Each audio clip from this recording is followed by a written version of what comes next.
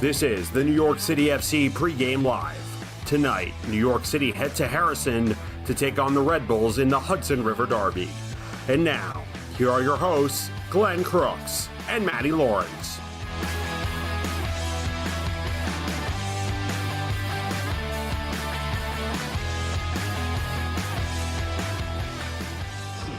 Well, there you have it. It is Sports Illustrated Stadium, the former Red Bull Arena, still in Harrison, New Jersey, so they haven't switched the location of the stadium.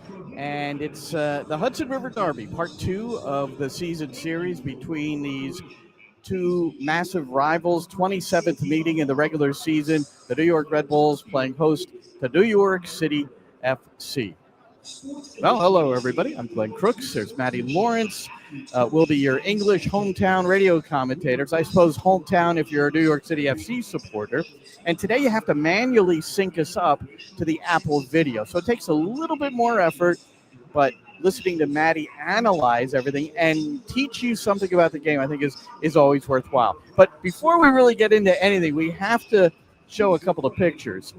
First is this one. So, as you may or may not know, Jurgen Klopp, no longer with Liverpool, retired from or resigned.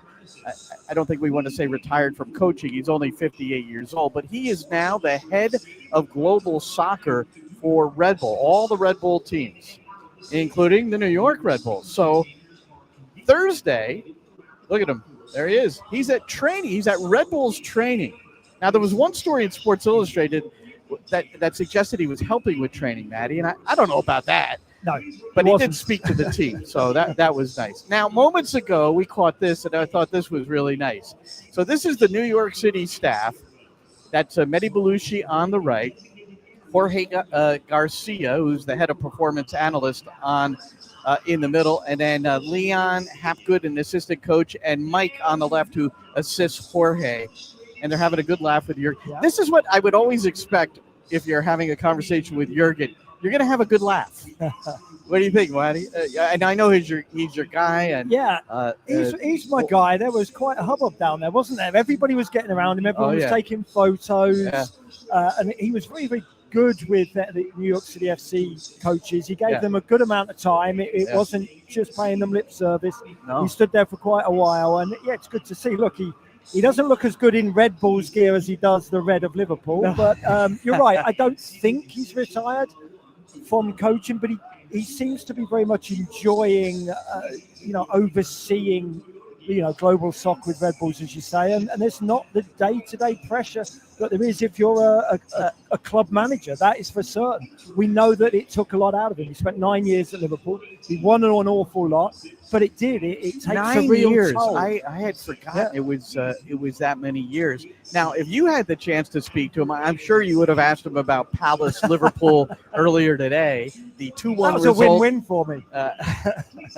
Yeah, that's true. A former Crystal Palace defender. And you're just a supporter of Liverpool. I'm a Liverpool for fan. Palace. Yeah, I'm a Liverpool fan. You have to root for Palace in that game. I'm 100% rooting for Liverpool. My girlfriend will tell you how upset I was earlier on. I was watching her kids play football, and then the result came through. First of all, obviously, Chiesa equalised in about the 93rd minute, and then Eddie Nketiah equalised. I think it was in the 97th minute. Yeah, 90 plus 7. Just looking it up for you here, Matty. Yeah, thank you. Just keep sticking the knife in, Glenn. Yeah, that hurt me, and I was miserable for lunch. Yeah. And then we know that Graham Potter was sacked today, so West Ham with just 1 win in their first 5. What's the and we're going to get to the game in a minute, but now that we're on the EPL, Brentford defeated Manchester United today 3-1. So what's the status of Ruben Amorim, would you suggest? Well, he should be hung, drawn and quartered, not literally. But for me, I don't think his position is tenable. I don't think it has been. Any manager that refuses to move from plan A and moves from plan A with plan A and then moves from that plan A to plan A, you have to be malleable as a coach. It doesn't mean that you have to do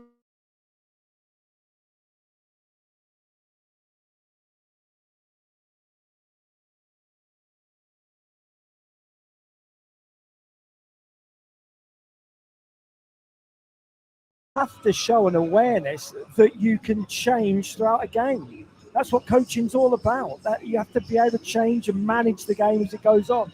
And it seems that he's so stuck in his ways that he's ruining Manchester United. They couldn't be much worse than they were last year, but he's trying his damned hardest to make them worse than last year. Well, let's get to this derby. Yes, First of all, one of the great goals in the history of this rivalry was scored by Eber. Remember the ball for the right flank from Anton Tinnerholm, and then just the little backheel flip. Well, look who's checking in, and he says, yes, New York will be blue, my good friend Eber. Wonderful to hear from you, as always, and I'm sure you'll be watching this one closely.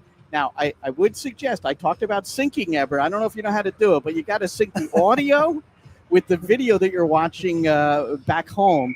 And if not, we're cool with it, just so that you get a chance to see the team play today. And so there's certainly a lot at stake, mostly for the New York Red Bulls. So here's the deal.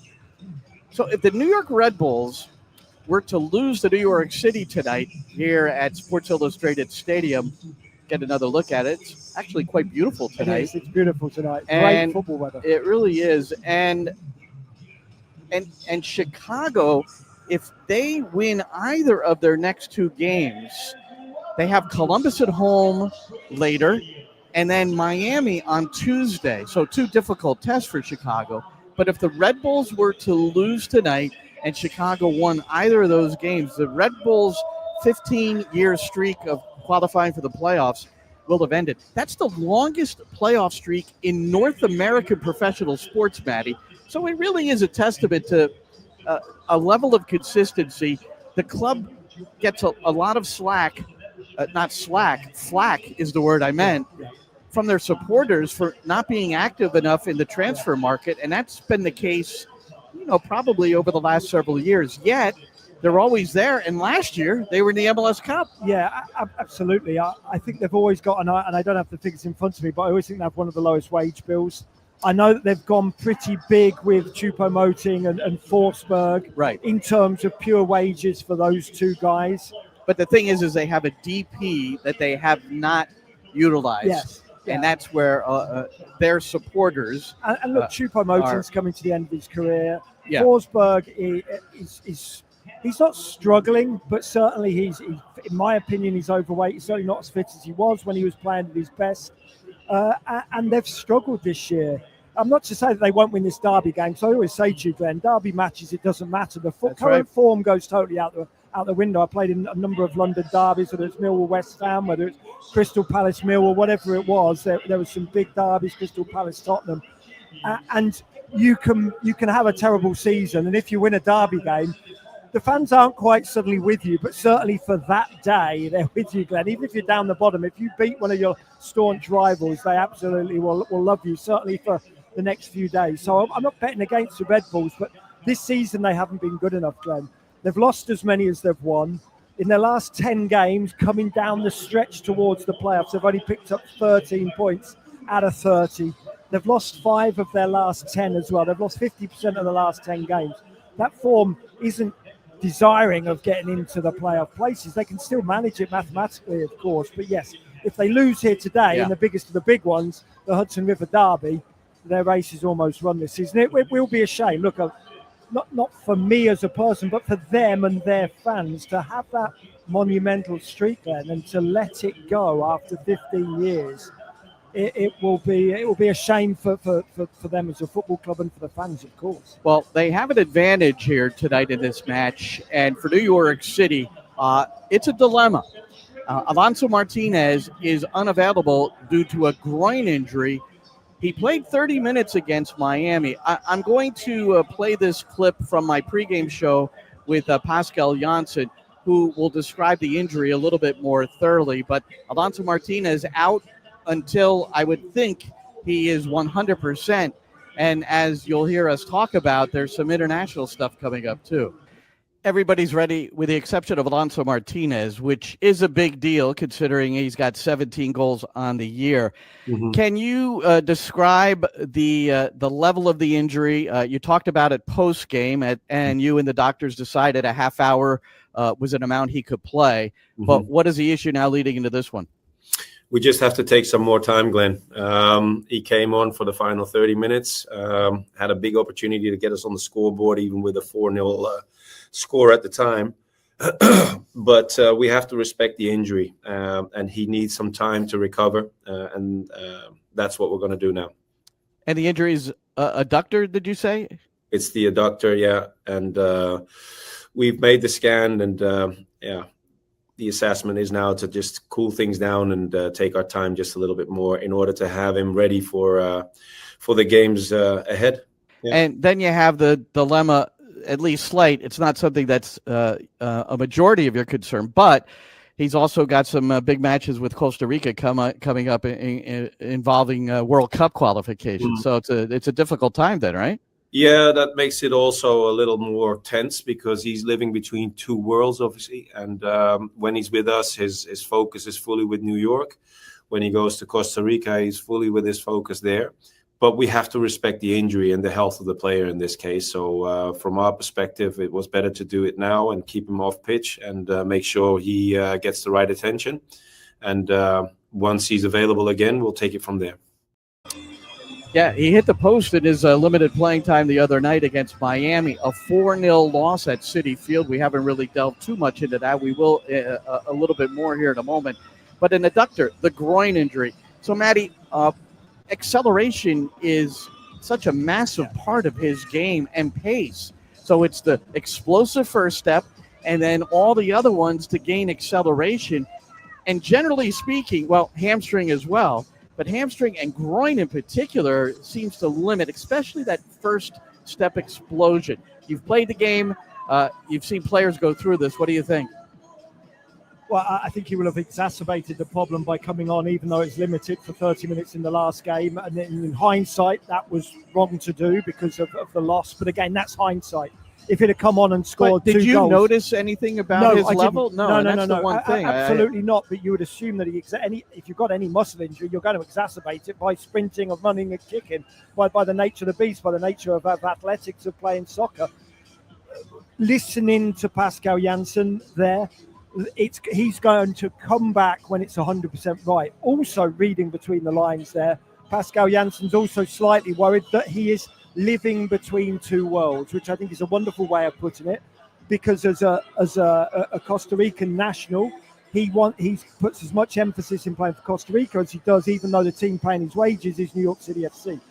They're both equitable for him, and understandably so.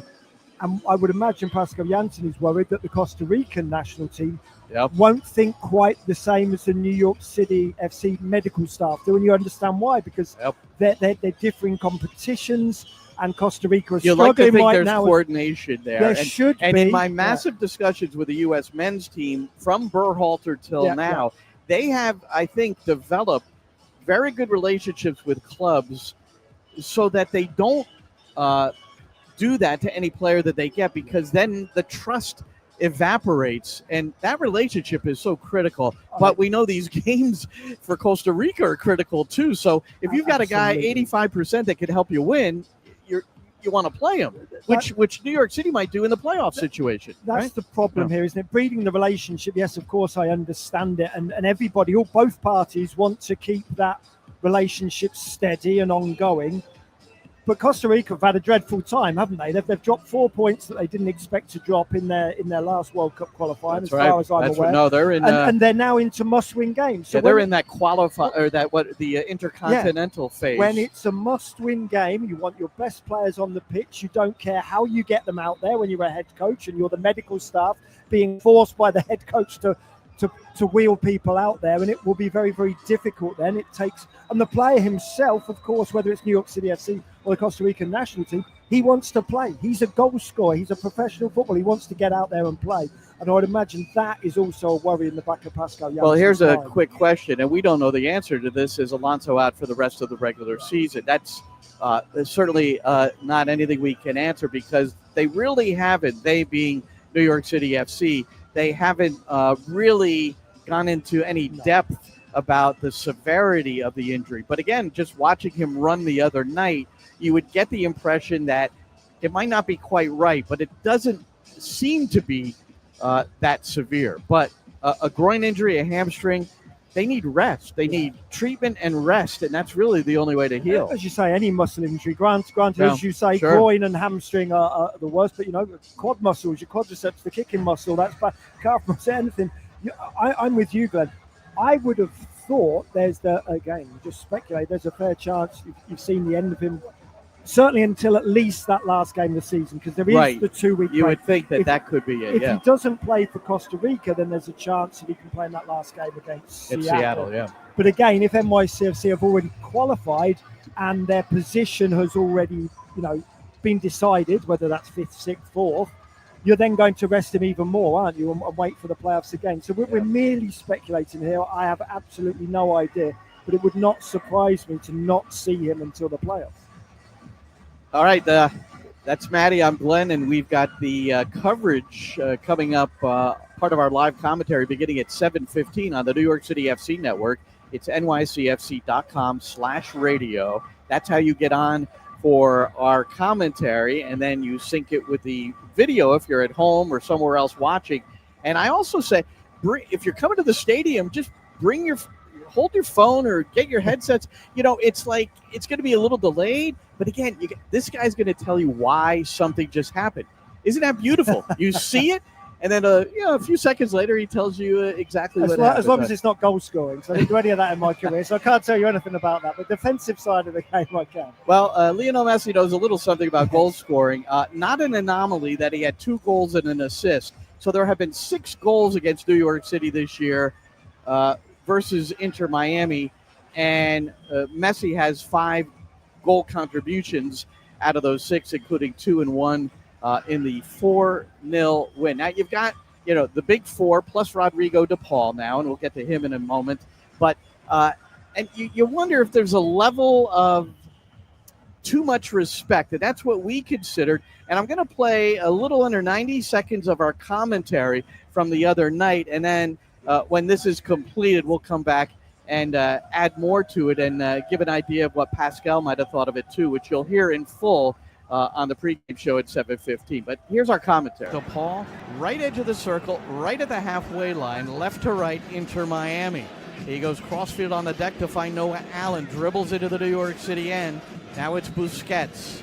Does a little pirouette one way to the right, now back to the left, now back to the right. And it's Andres Pereira trying to sort that out and defend Busquets. In those tight little areas, that's where he's at his best. Yeah, I think you've got to forget it's Busquets there. But I think if Pereira doesn't know that's Busquets, he gets a little nibble in there. He has a little dart at the ball. Instead, he stands off too much. He gives too much respect to Busquets there. That's not Pereira.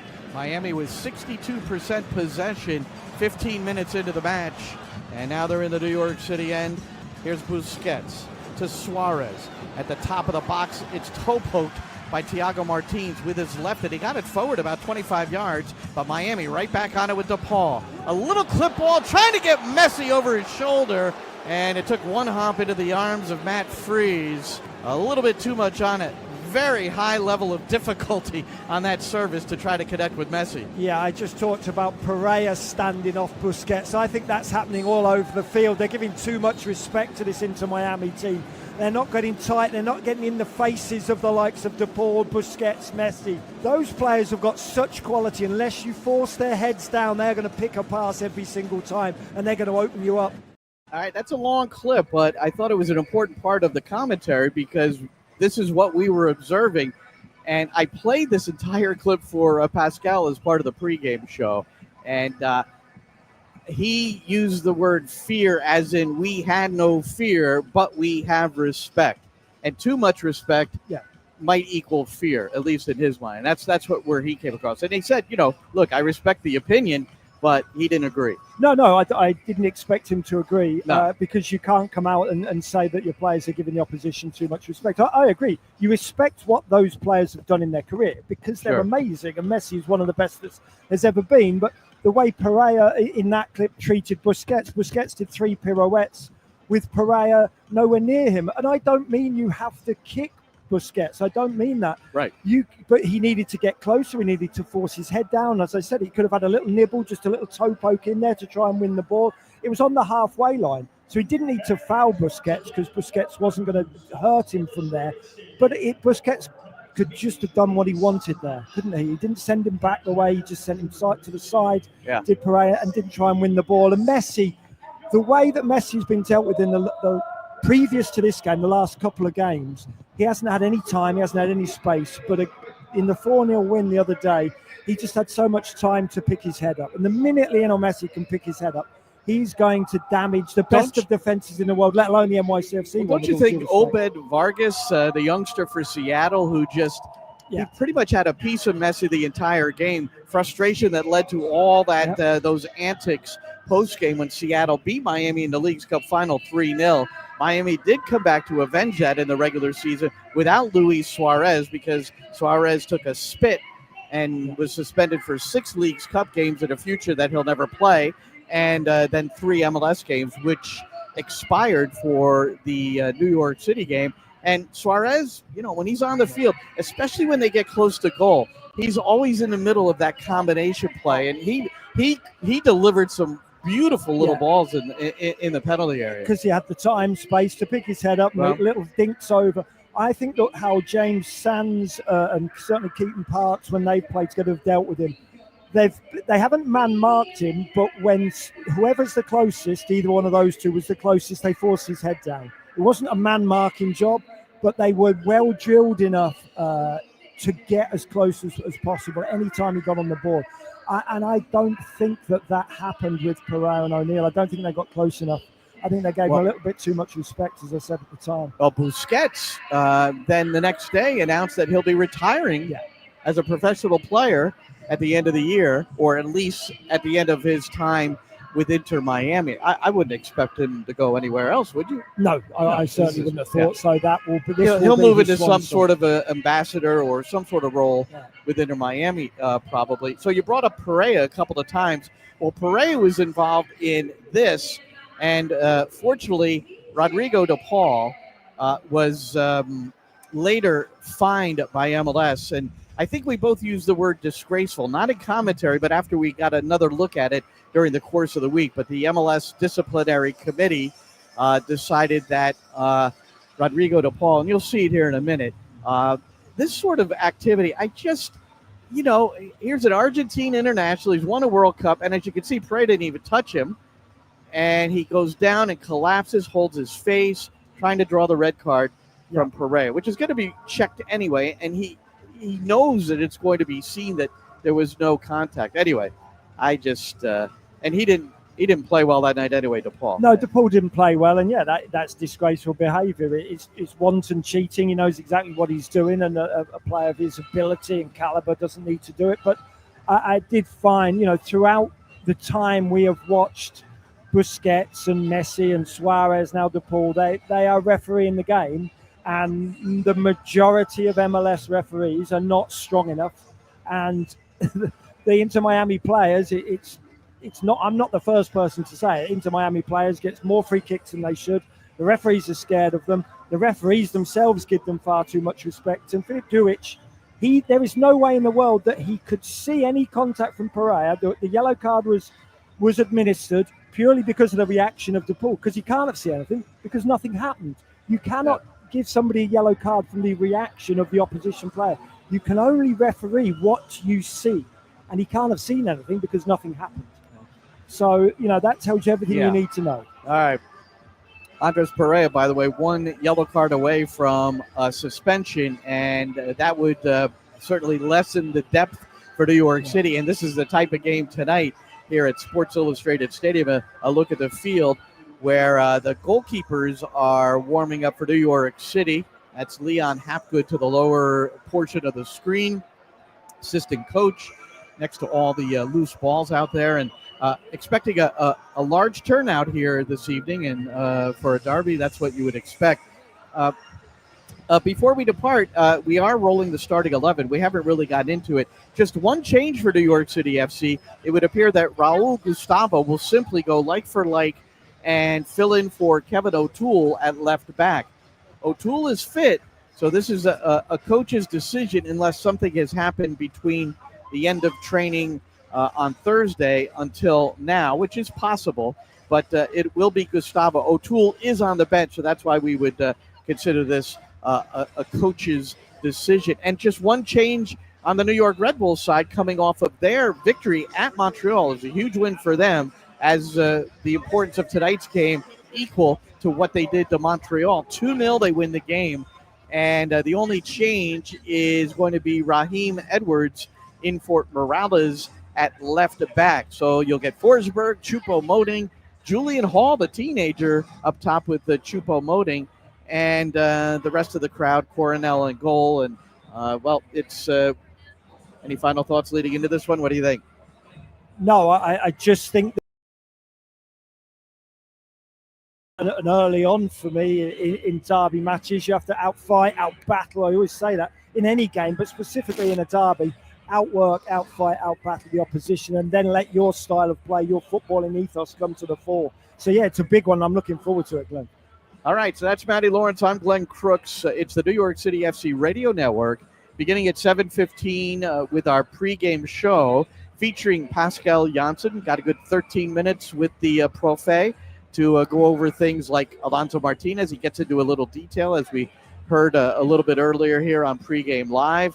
We'll also get his response to us thinking maybe there was too much respect given to Miami, and also a bit of a scouting report on what's coming up here with the New York Red Bulls on a Saturday night. And before we depart, we should tell you that at BMO Field, north of the border, Toronto on a Mihailovic goal at the hour mark, which was in response to Allende scoring in the first minute of first half stoppage time.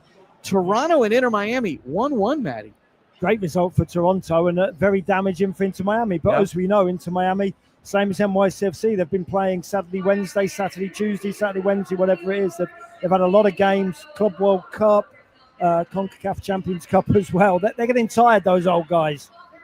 Miami live standings, well, now that game is complete, 56 points from 30 games. They still have a game in hand on all the teams surrounding them. New York City enters the night in 5th place on 53 points. They are equal to Charlotte in points. Charlotte has one more victory than New York City FC, so that's the tiebreaker. The New York Red Bulls, they are a notch below the playoff mark. They're in 10th place, trailing Chicago by 2, and the Fire have a game in hand. So that's how big it is for the New York Red Bulls. All right, that'll do it for us on this one, and hopefully we'll talk to you real soon on the network. But thanks so much for joining us here, and enjoy the game, everybody.